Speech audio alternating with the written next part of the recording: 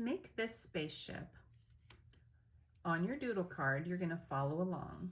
We're going to start with a gumdrop shape, which is going to be shaped so you do a line and a half circle. Then you add this bottom triangular shape. I just made that word up.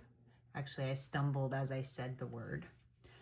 Then we're going to add this little line right here, so across the bottom. And then we're going to add these little detail lines. You can come back in and color that really creatively later.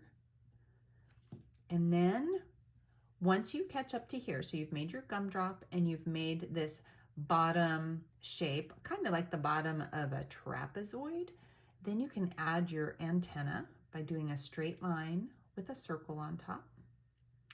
And you can even add some extra details on there if you like. And then here they have these 3 bumps on the bottom. So a bump in the middle, a bump on one side, and a bump on the other side.